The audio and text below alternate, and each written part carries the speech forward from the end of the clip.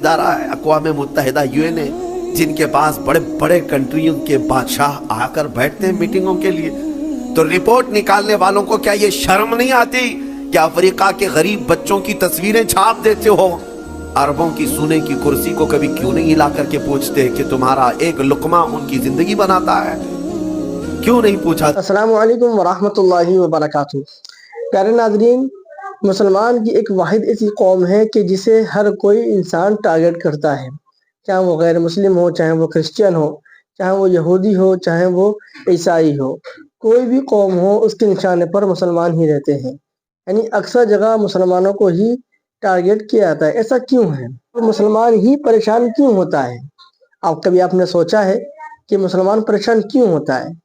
इसकी क्या वजह है?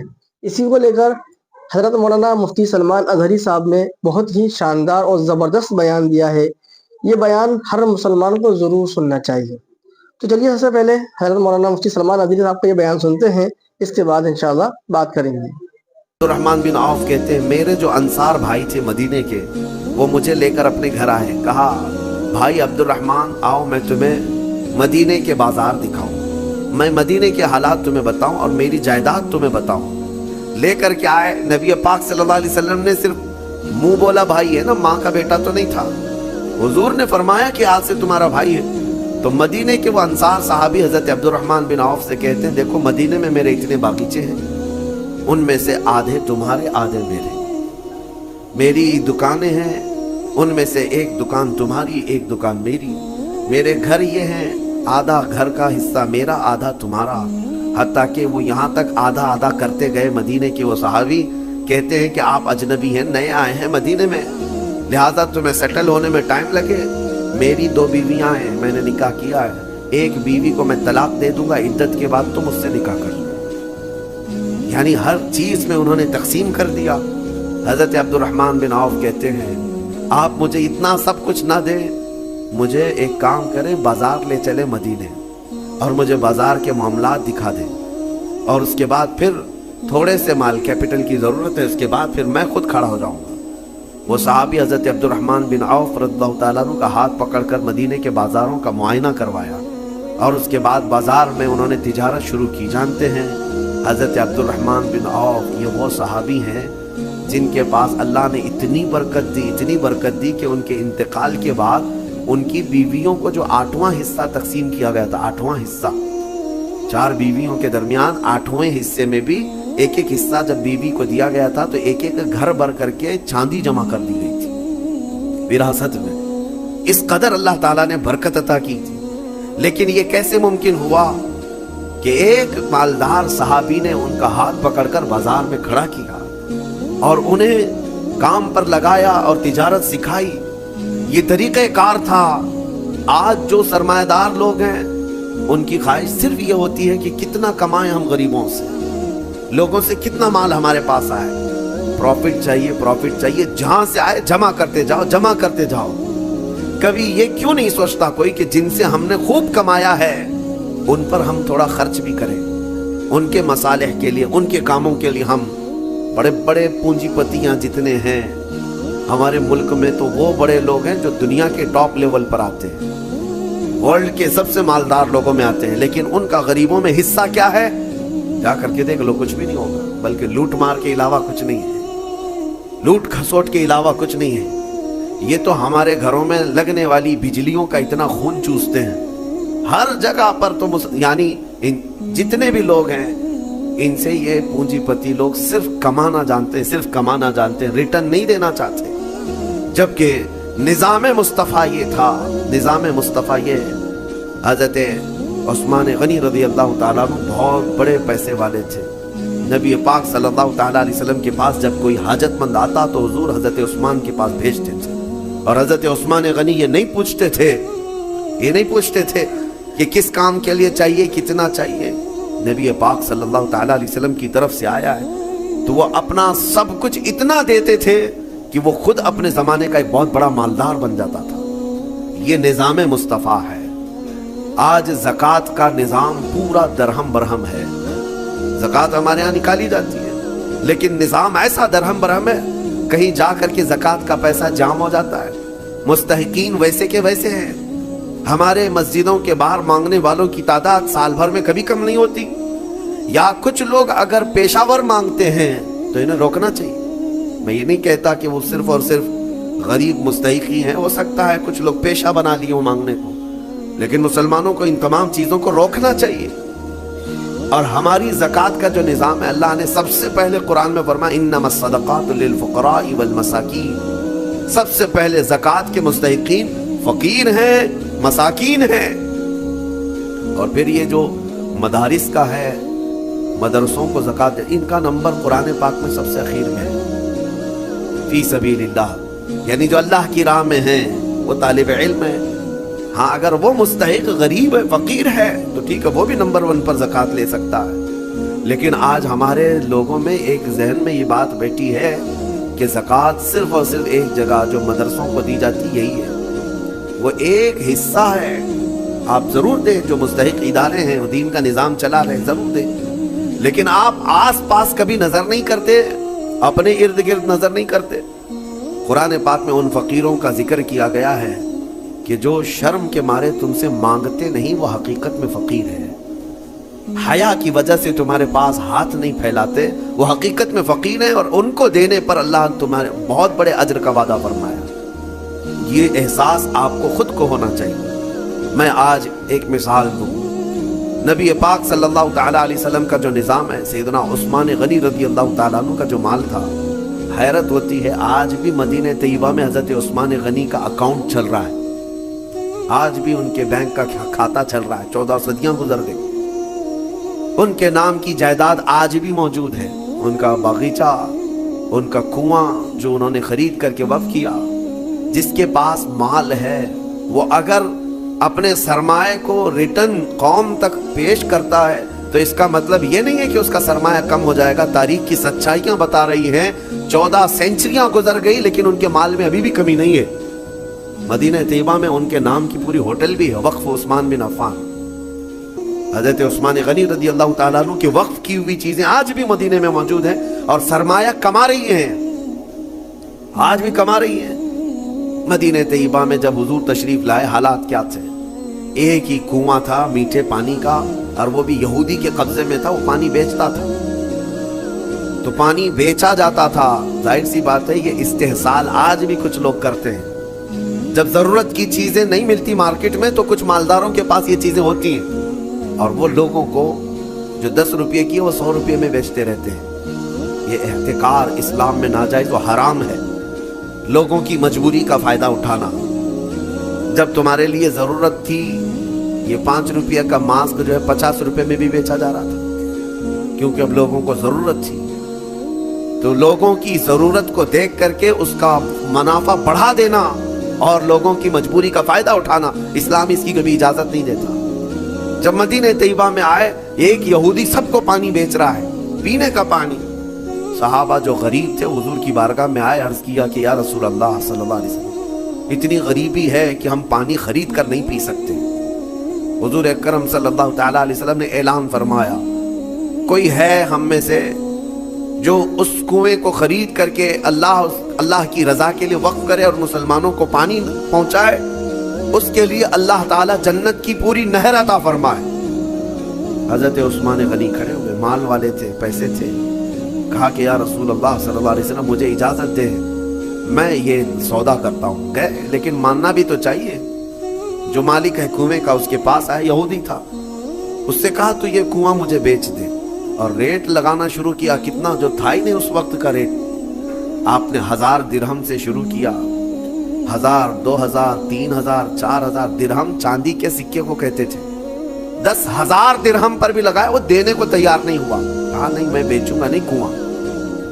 پھر حضرت عثمان غنی نے ایک راستہ ہی نکالا.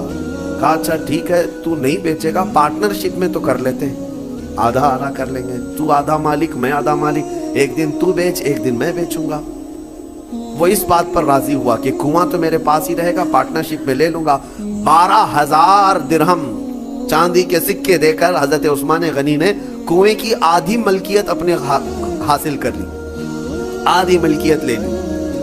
اب اس کے بعد طے یہ پایا تھا کہ ایک دن یہودی کے قبضے میں رہے گا، ایک دن حضرت عثمان غنی کے قبضے میں رہے گا. اس کے قبضے میں جب ہے وہ پانی بیچے, جب ان کے قبضے میں ہو تو یہ پانی بیچے. حضرت عثمان نے آدھا پارٹنرشپ میں لیا اور مدینے میں آ کر اعلان کر دیا جسے پانی چاہیے وہ میری باری کے دن مفت میں لے جائے. جس کو اپنے پانی کی ضرورت ہے, مدینے کے غربا, مساکین اور سب اہل مدینہ حضرت عثمان کی باری کا انتظار کرتے. جس دن ان کی باری ہوتی سب پانی لے لیتے, اور جب یہودی کی باری ہوتی وہ مکھیاں مارتا بیٹھتا. کون خریدتا؟ جب پانی مفت میں تقسیم ہو رہا ہو تو پیسے دے کر اس سے کون لیتا؟ تو اس نے جو سودا کیا تھا پھر وہ کہنے لگا کہ میں تو گھاٹے کا سودا کر لیا. عثمان چالاکی کر گیا, یہودی کہتا رہا, اور اس کے بعد کئی دن تک اس کے کنویں پر کوئی خریدار نہیں آتا. تو اب حضرت عثمان کے پاس وہ آیا اور کہا باقی آدھا بھی خرید لو. آدھے کی جو پارٹنرشپ چلا رہے ہو باقی آدھا بھی تم خرید لو. حضرت عثمان غنی اس وقت کہتے ہیں اب مجھے خریدنا نہیں ہے, پارٹنرشپ میں ہی چلیں گے, آدھے آدھے پر ہی چلیں گے. پھر حالات یہاں آئے کہ بہت اونے پونے اس یہودی کو چند سکوں پر, چند درہموں پر اپنا پورا کنواں دے کر جانا پڑا. حضرت عثمان غنی نے بہت مختصر سی دولت سے باقی کا کنواں خرید لیا, اور اس کے بعد بارگاہ رسالت آپ صلی اللہ علیہ وسلم میں حاضر ہوئے. عرض کرتے ہیں یا رسول اللہ صلی اللہ علیہ وسلم, اس کنویں کی ملکیت مجھے پوری کی پوری حاصل ہو گئی. میں آپ کو گواہ بنا کر عرض کرتا ہوں میں اس کنویں کی ملکیت سے دستبردار ہوتا ہوں. آج سے یہ کنواں صرف اور صرف اللہ کے نام پر وقف ہو گیا. جسے پانی چاہیے وہ کنواں آج بھی 1400 سال کے بعد پانی دے رہا ہے مدینے میں, آج بھی موجود ہے. پورے مدینے کو پانی پلایا. مدینے والے جب تک رہے پانی پیتے رہے. پورے خلفائے راشدین کا دور گزرا, صحابہ تابعین کا دور گزرا, نہ جانے کتنے بادشاہوں کا دور گزرا, وہ کنواں اسی طرح موجود ہے. آج کے دور میں بھی جا کر کے دیکھیں پورا ایک محلہ ہے بیر عثمان نام سے مدینے میں. بیر عثمان کا مطلب ہوتا ہے عثمان کا کنواں, پورے محلے کا نام ہے.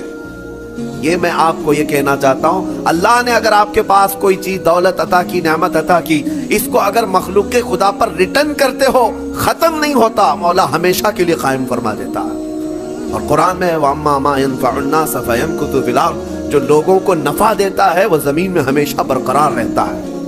لوگوں کو نفع دیتا ہے وہ زمین میں برقرار رہ جاتا ہے. آج کے اس ظالمانہ نظام کے خلاف میں بات کروں گا. اقوام متحدہ UN کی رپورٹ کے اعتبار سے, ابھی پچھلے سال کی بات کر رہا ہوں, 2022 میں تقریباً 53 کنٹریز ایسی ہیں جس میں 11.5 کروڑ لوگ صرف بھوک کی وجہ سے مرے ہیں. 11.5 کروڑ لوگ بھوک مری. یہ دنیا کا اتنا بڑا وہ ہے. میں پوچھنا چاہتا ہوں یہ رپورٹ نکالنے والے وہ بڑا ادارہ ہے, وہ بڑا ادارہ ہے اقوام متحدہ UN, جن کے پاس بڑے بڑے کنٹریوں کے بادشاہ آ کر بیٹھتے ہیں میٹنگوں کے لیے. تو رپورٹ نکالنے والوں کو کیا یہ شرم نہیں آتی کہ افریقہ کے غریب بچوں کی تصویریں چھاپ دیتے ہو؟ عربوں کی سونے کی کرسی کو کبھی کیوں نہیں ہلا کر کے پوچھتے کہ تمہارا ایک لقمہ ان کی زندگی بناتا ہے؟ کیوں نہیں پوچھا جاتا؟ دنیا میں یہ نظام نہیں ہے. دنیا آج مالداری کے حصول میں اور کمپٹیشن میں اتنی آگے بڑھ رہی ہے, ہر کوئی مال میں کمپٹیشن کرنا چاہ رہا ہے. آج عربوں کی حالت بھی دیکھیں آپ جا کر, وہ اونچی بلڈنگیں بنانے میں ایک دوسرے کی دوڑ میں لگے ہوئے ہیں. کسی کو 150 منزلے کی بنانی ہے, کسی کو 200 منزلے کی بنانی ہے, اور ایسے ایسے پروجیکٹ پلان لوگوں کے درمیان متعارف کرانا چاہتے ہیں. سعودی بھی دوڑنے لگ گیا, قطر بھی دوڑ رہا ہے, UAE بھی دوڑ رہا ہے. مال کی ریل پیل اتنی ہے, لیکن ان کے قریب میں یمن کے 50 لاکھ لوگ بے گھر ہیں. سیریا کے, شام کے, عراق کے, فلسطین کے بچے کھانا تو دور, بیماری میں دوا کی ایک گولی انہیں میسر نہیں ہے. وہ چھوٹی چھوٹی بیماریوں میں دم توڑ جاتے ہیں, مر جاتے ہیں. ہے تو امت مصطفیٰ. ان مالداروں سے سوال ضرور ہوگا, ضرور ہوگا. ان کے بغل میں بلکہ ان کے سائے میں وہ تمام قومیں ہیں جو چیخ رہی ہیں, لیکن کسی کی چیخ ان کے کانوں تک نہیں آتی. آپ جا کر کے دیکھیں کھانا, ان کے کھانے کا طریقہ یہ ہے کہ 2-4 ہاتھ بڑے برتن پر رکھ کر کے, عرب اس کو فیشن سمجھتے ہیں, باقی پورا کھانا گٹر میں پھینک دیا جائے. پورا کا پورا بکرا بنایا جائے, 2-3 چمچ اس میں سے گوشت نکال کر کے باقی پھینک دیا جائے. یہ ہم نے اپنی آنکھوں سے دیکھا ہے. 1-2 نہیں, کئی کوئنٹل کی تعداد میں کھانا اس طرح پھینک کر کے بہا دیا جاتا ہے. اور ایک طرف ایک بریڈ کے لیے، ایک روٹی کے لیے سیریا میں بچے دھوپ میں دن بھر قطار لگا کر کھڑے ہوتے ہیں۔ کوئی ریلیف بانٹنے والی تنظیم آتی ہے اور جو لوگوں سے چندہ کر کے وہاں جا کر کے لوگوں کو خیرات کرنے والی کوئی تنظیم آتی ہے، ایک گاڑی آتی ہے تو بچے ایسے جھپٹ پڑتے ہیں جیسے چیل جھپٹتی۔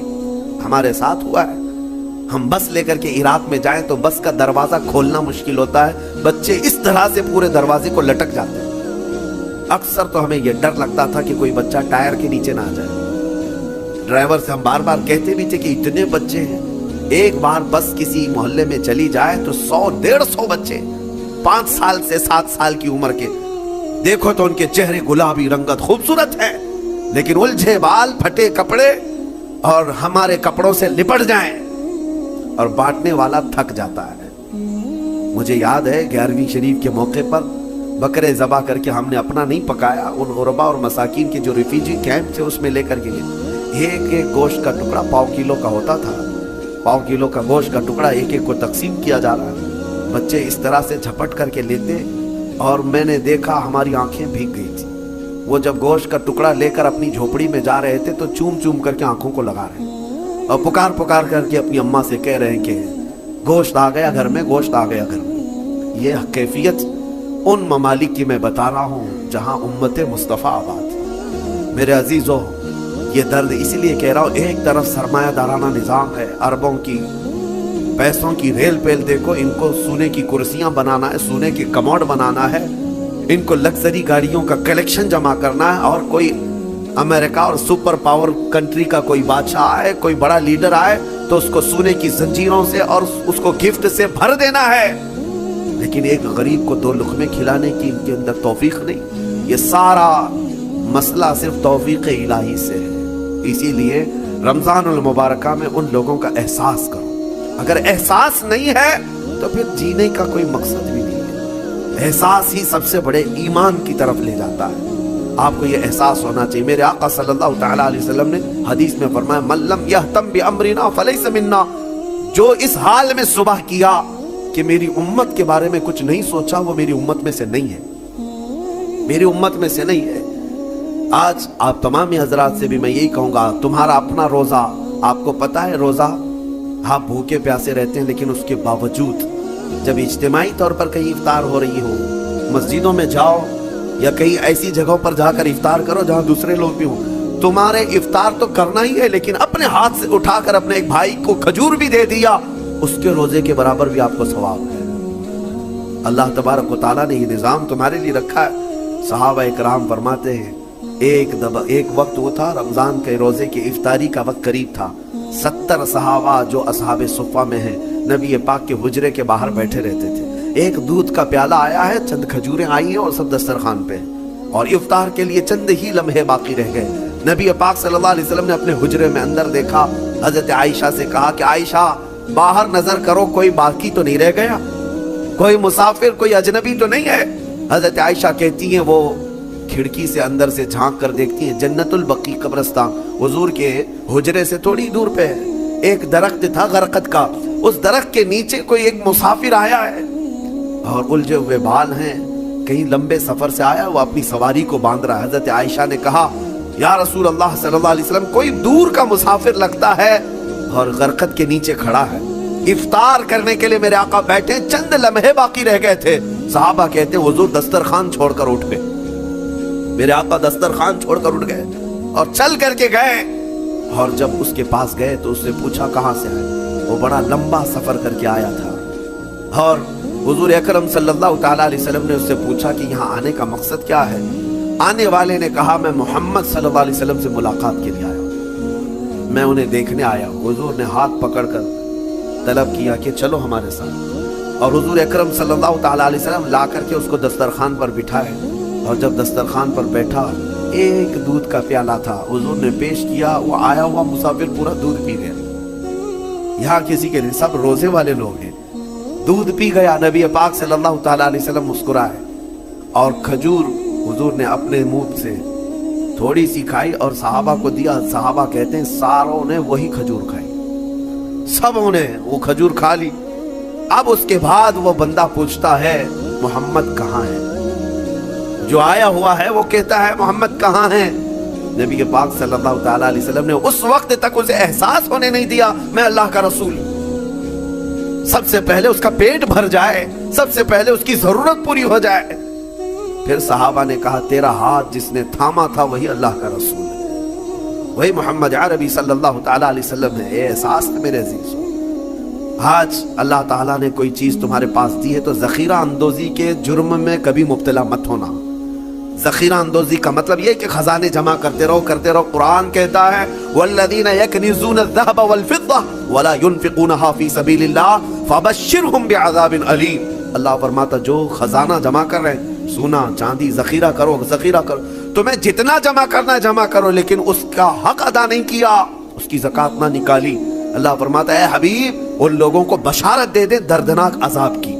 یوم یحمى علیہا فی نار جہنم فتکوی بہا جباہہم وجنوبہم وظہورہم ھذا ما کنزتم لانفسکم فذوقوا ما کنتم تکنزون۔ قیامت کے دن اللہ فرما رہا ہے اس دن آگ تپائی جائے گی جہنم کی، اور پھر یہ جو لوگ ذخیرہ اندوزی میں ملوث تھے ان کی پیشانیوں۔ تو دیکھا آپ لوگوں نے کہ حضرت مولانا مفتی سلمان اظہری صاحب نے کتنا شاندار بیان دیا ہے کہ مسلمان پریشان کیوں ہوتا ہے، حالانکہ اس کے بعد جو کامیابی آنے والی ہے وہ اس سے بے خبر ہے۔ اس لیے ہمیشہ اللہ رب العالمین پر بھروسہ رکھیں، صبر کریں پریشانیوں میں، مصیبتوں میں، کہ جو کامیابی آئے گی وہ سارے غم اور تکلیف بھلا دے گی۔ آپ اس کلپ کو دوسرے لوگوں تک ضرور شیئر کریں۔ ملتے ہیں کسی نئے بیان نئے اپڈیٹ کے ساتھ۔ السلام علیکم ورحمۃ اللہ وبرکاتہ۔